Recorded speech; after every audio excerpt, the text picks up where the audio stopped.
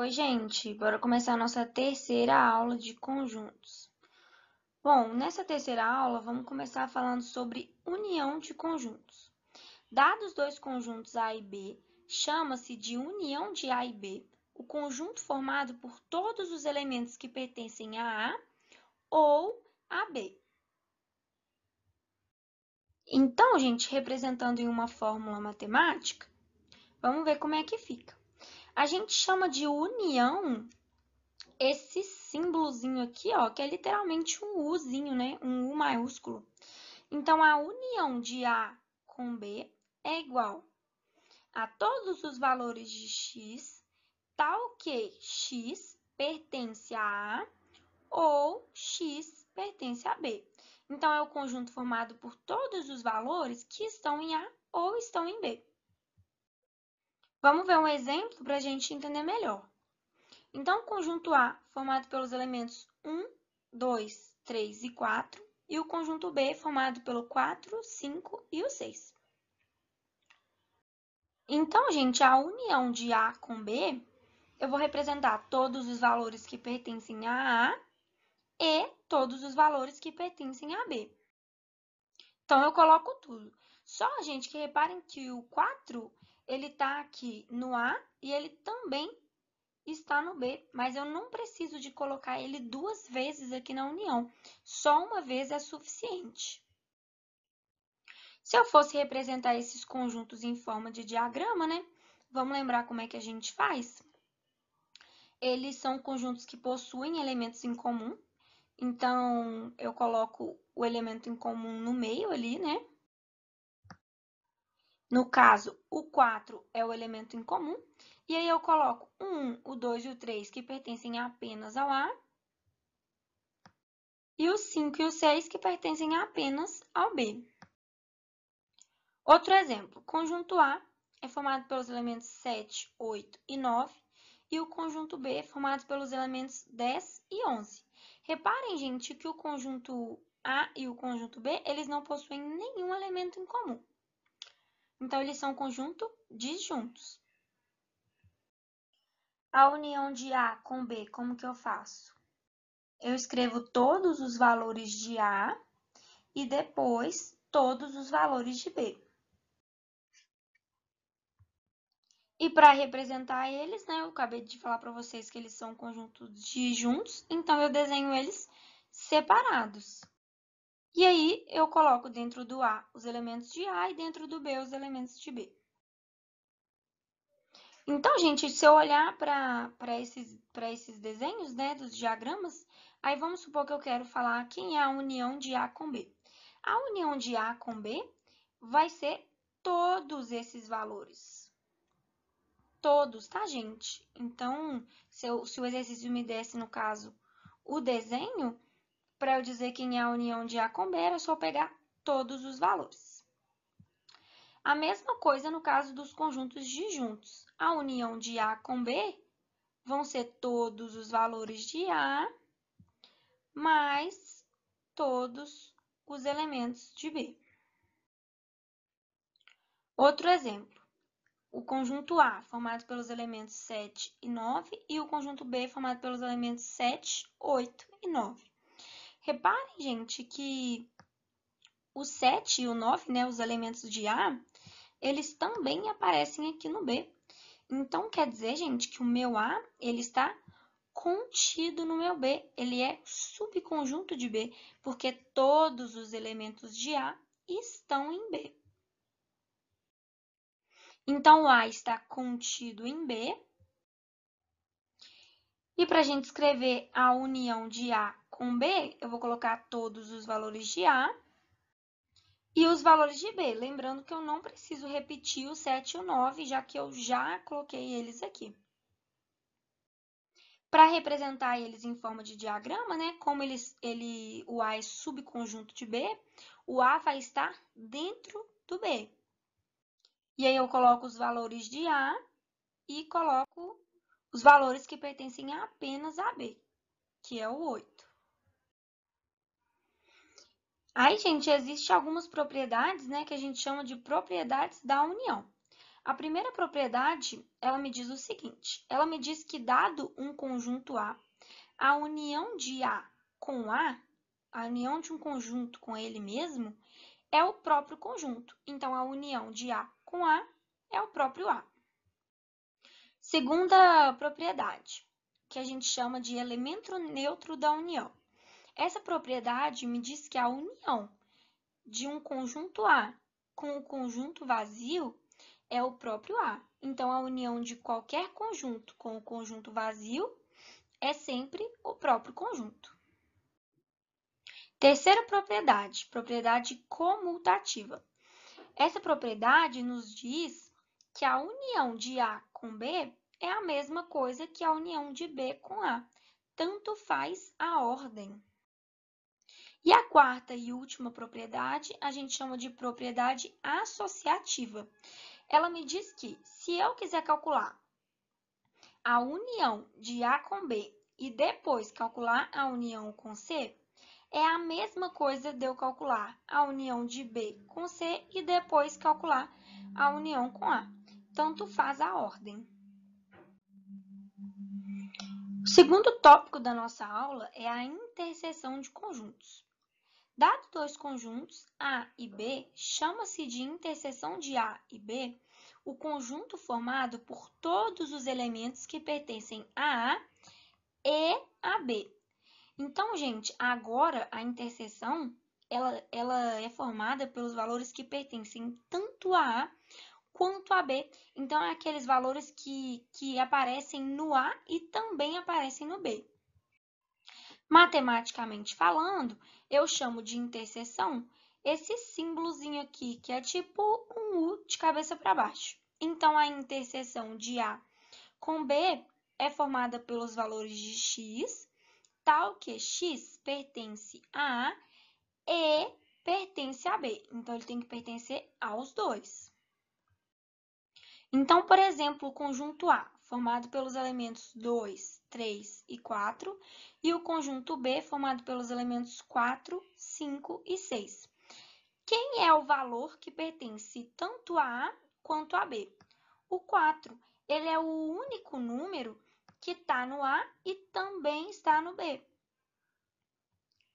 Então, gente, a interseção de A com B é o 4. Quando eu represento isso no diagrama, o 4 é o valor que aparece aqui no meio. Então, eu chamo, gente, esse espaço aqui, né, que pertence tanto a A quanto ao B, eu chamo isso de interseção. E aí, é só representar os outros valores no diagrama.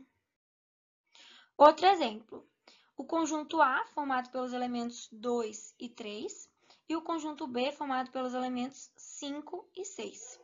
Reparem, gente, que não existe nenhum valor que pertence a A e pertence a B. Eles não têm nenhum elemento em comum.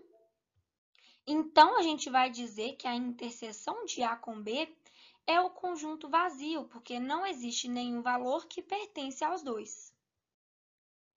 Lembra, gente, que quando não existe nenhum valor em comum, nenhum elemento em comum, a gente chama esses conjuntos de conjuntos disjuntos e a gente desenha o diagrama deles separado, né? Não existe interseção entre os diagramas.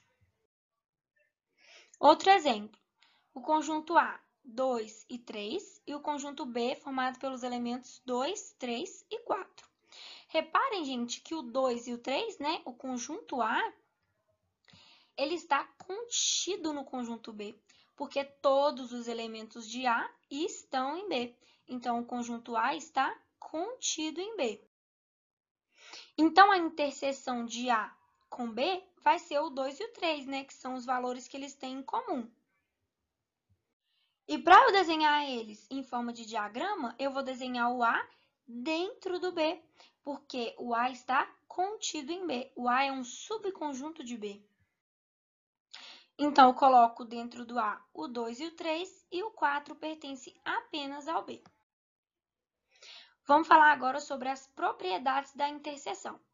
A primeira propriedade me diz que a interseção de A com A é o próprio A. Então, a interseção de um conjunto com ele mesmo é esse próprio conjunto.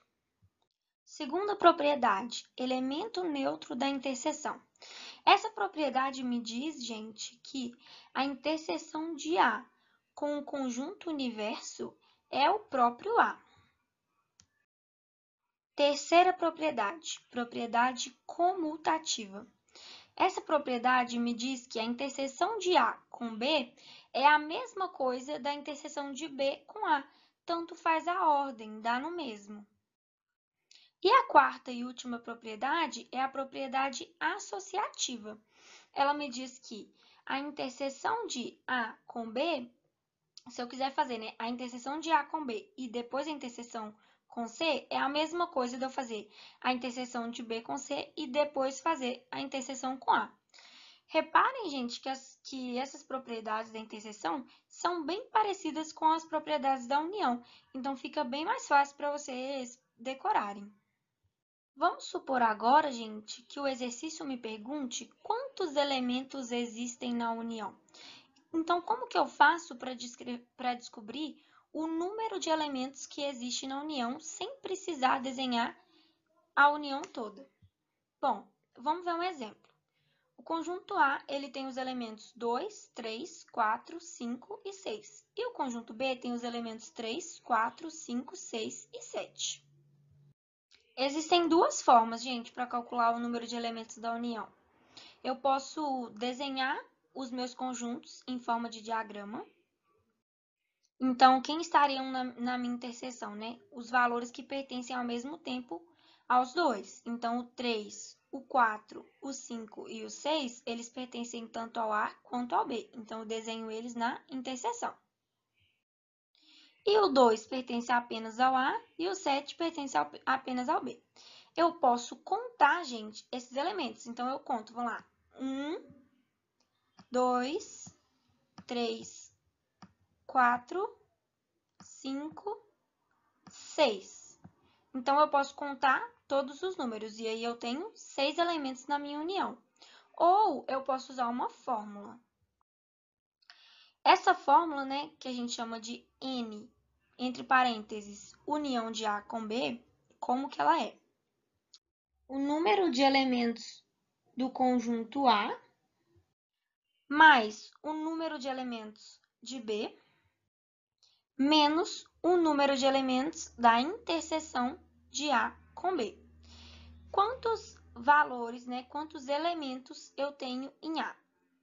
Eu tenho o 2, o 3, o 4, o 5 e o 6. Eu tenho 5 elementos. E o B? O 3, o 4, o 5, o 6 e o 7. Também tenho 5 elementos. E quantos elementos que eu tenho na interseção de A com B? Eu tenho 3, o 4, o 6 e o 5. Então, eu tenho 4 elementos na interseção. Então, eu faço 5 mais 5 menos 4. Também deu 6. Então, tanto faz, gente. Os dois jeitos dá certo. Vamos fazer agora um exercício de prova, né? Para a gente ver como que isso cai nos vestibulares. Então, aqui, uma questão da PUC Rio 2009. Em um colégio de 100 alunos, então o total de alunos é 100, 80 gostam de sorvete de chocolate. 70 gostam de sorvete de creme e 60 gostam dos dois sabores. Quantos alunos não gostam de nenhum dos dois sabores? Para resolver esse tipo de questão, gente, eu indico que vocês desenhem o diagrama, porque fica mais fácil para vocês visualizarem e a chance de vocês errarem é bem menor. A primeira coisa que eu vou fazer, né, é representar com letra maiúscula quem são os meus conjuntos. Eu chamei de C o conjunto chocolate e M o conjunto creme. Lembrando que eu não poderia colocar C nos dois, tá? Eu tenho que escolher uma letra diferente. Você poderia colocar qualquer letra. Eu só coloquei C e M e I, porque eu achei mais fácil mesmo. A primeira coisa que eu represento dentro do diagrama, gente, é a interseção. É o valor que pertence aos aos dois conjuntos. E quem que pertence aos dois conjuntos? O 60, porque ele me disse que o 60 gosta dos dois sabores. Então, 60 é a minha interseção. Agora, gente, vamos representar os outros valores. Aí vocês têm que prestar muita atenção, porque muita gente erra isso. Eu não posso vir aqui no C e colocar 80, porque 80 é o total do C. É todo mundo que gosta de chocolate. Só que quem gosta de creme e chocolate, ele também gosta de chocolate. Então, esse 80, gente, ele é o valor total do C. Só que eu já coloquei 60. Então, eu faço 80 menos 60, faltam 20. Então, 20 pessoas gostam apenas de chocolate. Então, eu venho aqui e coloco apenas chocolate. Reparem que o conjunto C, o resultado do conjunto C, tem que dar 80, porque ele me disse que 80 gostam de chocolate. Então, o conjunto chocolate tem que ter 80. Então, 20 mais 60 deu 80.